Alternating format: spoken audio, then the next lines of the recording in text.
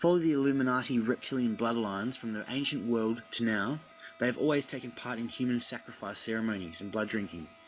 The sacrifices to the gods in the ancient accounts were literally sacrifices to the reptilians and their hybrid bloodlines.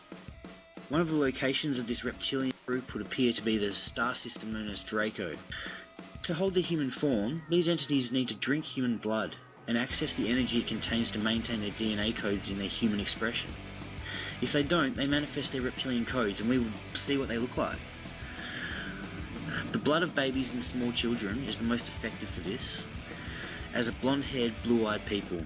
Hence, these are the ones overwhelmingly used in sacrifice, as are red-haired people also.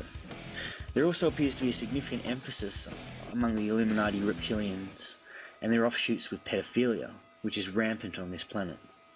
There are many of reptilian origin who are here to help humanity to free themselves from its mental and emotional bondage.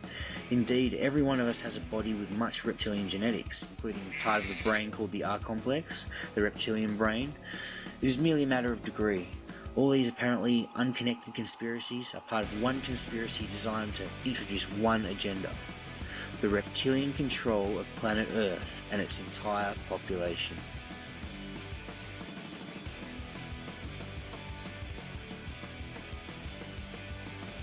The Greys are involved in the stockpiling of humans, including children, for use as a food source for the reptilian species, and a lesser food source for themselves.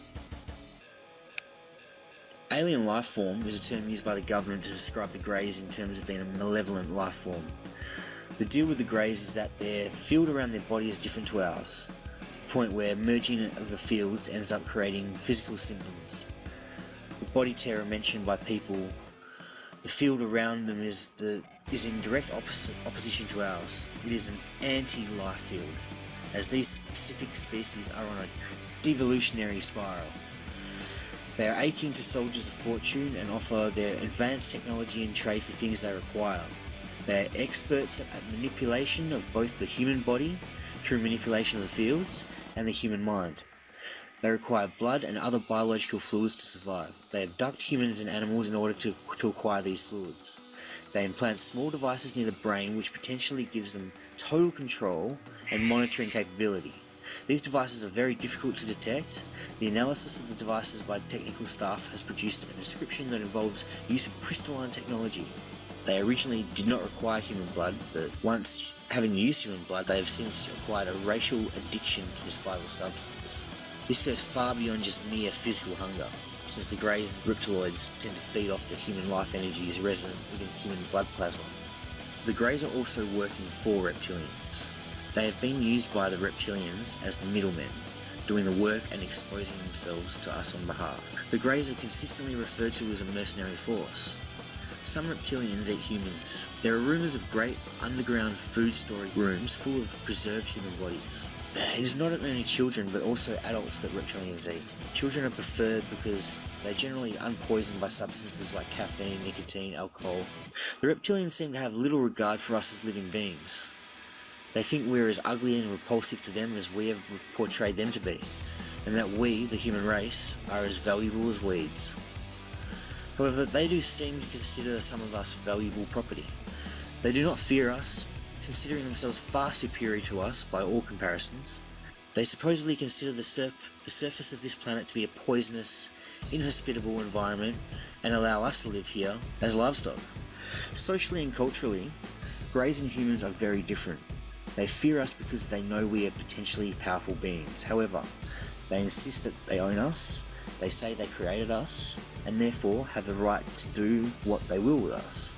Beyond this original right to interfere with us, they say they have additionally earned the right through their control, because they can control us on an individual and cultural basis, both physically and mentally. These attitudes are propaganda.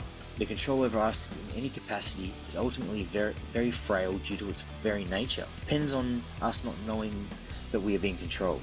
Their control is based on intimidation and advanced technology. As we become more aware, we are harder to control, harder to lie to, harder to confuse. Our technology would definitely be competitive to theirs, and if we had access to it. Much of the technology we would need to effectively overcome this situation exists now. Our technology would definitely be competitive to theirs if we had access to it. The problem of are they invaders or what do they want here on Earth, and all those nagging questions, they come to Earth for things surface people don't even know about. Earth is on the ancient space trade routes.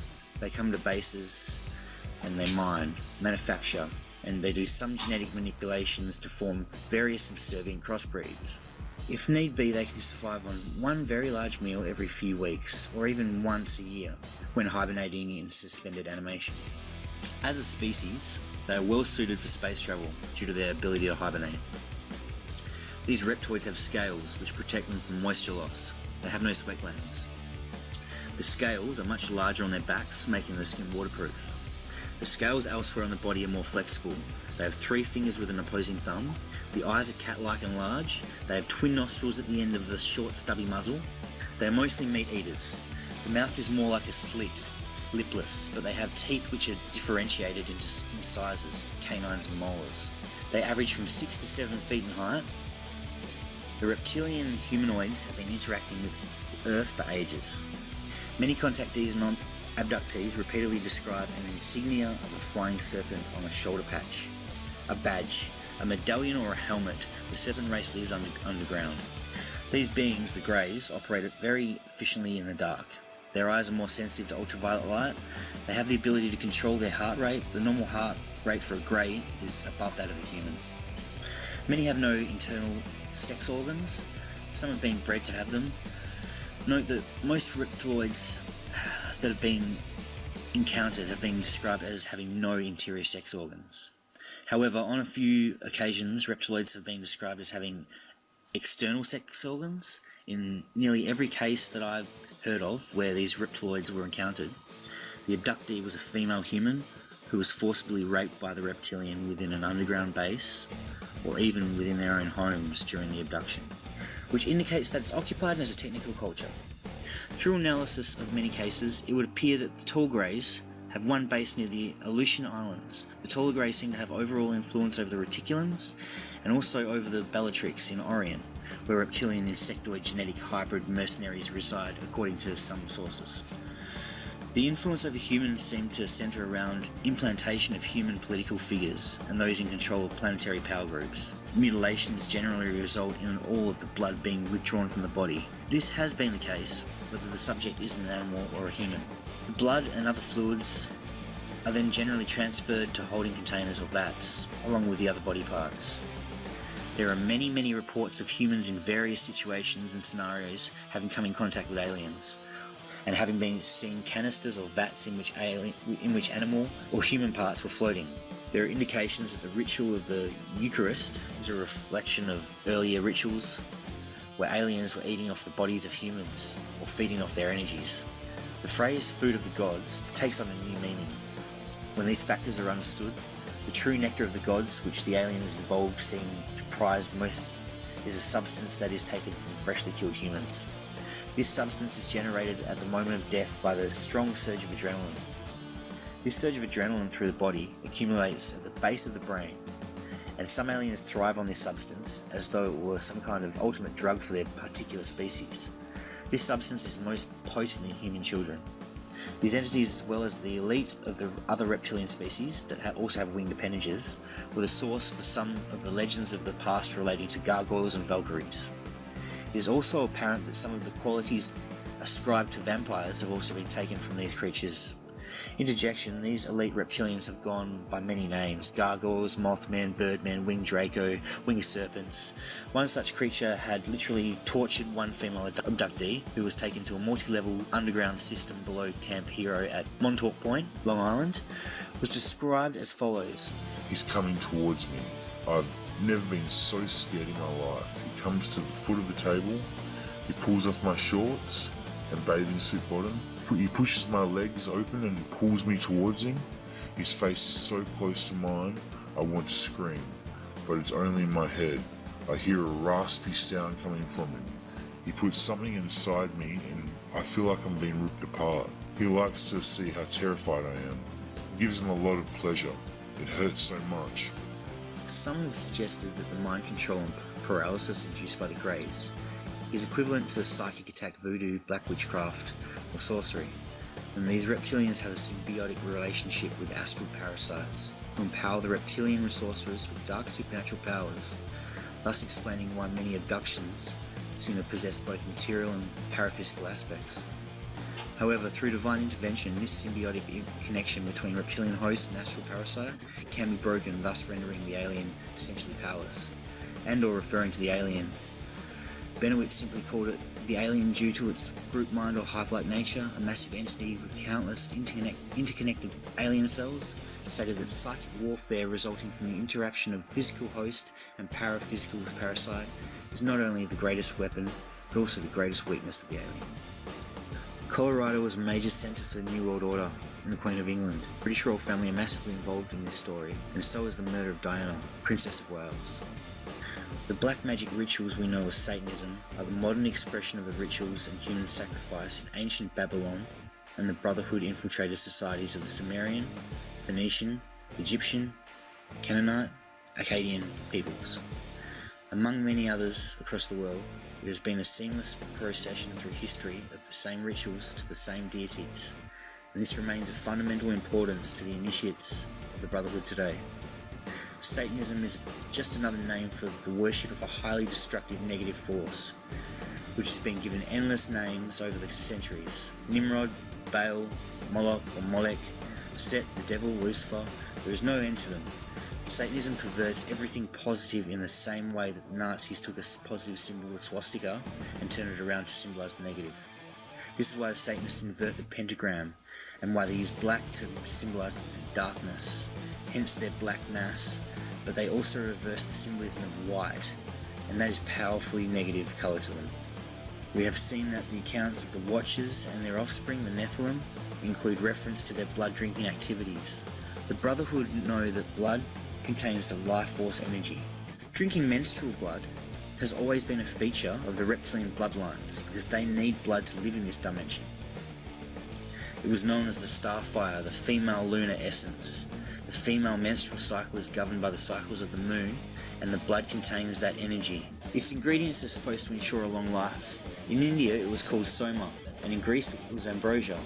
This was said to be the nectar of the gods, and it was the reptilian gods who were genetic blood drinkers. The Holy Grail chalice or cup is also symbolic of the womb, and drinking menstrual blood, as well as being a symbol of the reptilian royal bloodline itself, menstrual blood was provided for the elite of the reptilian royal line by virgin priestesses, and this is the origin of the term Scarlet Woman, or to the Greeks, Sacred Woman. The Greek word for this, Herodolai, was eventually translated into English as harlow and into German as whores. The origin of whore, the word ritual, derives from this practice. Menstrual blood is one reason why the colour red is so important to Satanists, and it is another reason for the constant use of the colour gold by the royal bloodlines. Gold is called the metal of the gods, but to the Anunnaki of the Sumerian tablets, menstrual blood was the gold of the gods. The reptilians and their crossbreeds drink blood because they are drinking the person's life force, and because they need it to exist in this dimension. They will often shapeshift into reptilians when drinking human blood and eating human flesh. But without human blood, the reptilian cannot survive in this dimension. Reptilians have been pursuing the Aryan peoples around the universe because the blood of the white race was particularly important to them. Blonde-haired, blue-eyed genetic stream was the one they wanted more than any other. They had followed the white race to Mars and then came to Earth with them. It is far from impossible that the reptilian arrival on this planet, in numbers, was far more recent than even many researchers imagine. An interbreeding program only a few thousand years ago between the reptilian Anunnaki and the white Martian bloodlines already interbred with the reptilians on Mars would have produced a very high reptilian genetic content. They appear to need a particular ratio of reptilian genes before they can shapeshift. Satanism is based on the manipulation of energy and consciousness. These deeply sick rituals create an energy field, a vibrational frequency which connects the consciousness of the participants to the reptilians and other consciousness of the lower fourth dimension. This is the dimensional field, also known as the lower astral to many people, which resonates to the frequency of low vibrational emotions like fear, guilt, hate, and so on. When a ritual focuses these emotions, as Satanism does, a powerful connection is made with the lower fourth dimension. These are some of the demons that which these rituals have been designed to summon since the whole sad story began thousands of years ago. This is when so much possession takes place and the reptilians take over the initiate's physical body. The leading Satanists are full-blood reptilians cloaked in human form. These rituals invariably take place on vortex points, and so the terror, horror and hatred created by them enters the global energy grid and affects the magnetic field. Thought forms of that scale of malevolence hold down the vibrational frequency and affect human thought and emotion. Go to a place where satanic rituals take place and feel the malevolence and fear in the atmosphere. What we call atmosphere is the vibrational field and how it has been affected by human thought forms. Thus, we talk about a happy, light or loving atmosphere, or a dark or foreboding one. The closer the Earth field is vibrationally to the lower fourth dimension, the more power the reptilians have over this world and its inhabitants. Satanism is not just a sickness. Its main reason for existence, from the Brotherhood's point of view, is to control the Earth's magnetic field, to worship and connect with their reptile masters, to drink the life force of their sacrificed victims, and to provide energy for the reptilians who appear to feed off human emotion, especially fear. These sacrifices are literally sacrifices to the gods, the reptilians, and they have, for the physical reptilians and crossbreeds who eat bodies and drink the blood, these sacrifices are literally sacrifices to the gods, the reptilians, and they have for thousands of years. The mass sacrifice of people by the Aztecs in Central America and so many others were to provide food for the physical reptilians and crossbreeds who eat the bodies and drink the blood, and energy nourishment for the non-physical reptilians of the lower fourth dimension. When children reached the point where they could not work anymore in the slave conditions underground, they were consumed by the reptilians. They prefer young children because they are not contaminated like adults. Hard to accept, isn't it? Satanic rituals generally take place at night because this is when the magnetic field is most stable. During the day, the electrically charged particles of the solar wind cause turbulence in the field and make interdimensional connection more difficult. It is most stable during total eclipses, and this is when native peoples held their most important ceremonies to contact and manifest other dimensional entities. The tribal shamans know this. Satanic ritual and human sacrifice, especially the children, are performed on a vast scale and involve some of the most famous politicians, business people, media owners and entertainers on the planet. Of course they do. It would be amazing if they did not. Given the background, these rituals and human sacrifice have always been the foundation of the Brotherhood religion since ancient times, and the Brotherhood manipulates its satanic initiates and gophers into the positions of political, economic, business, military, medical and media power.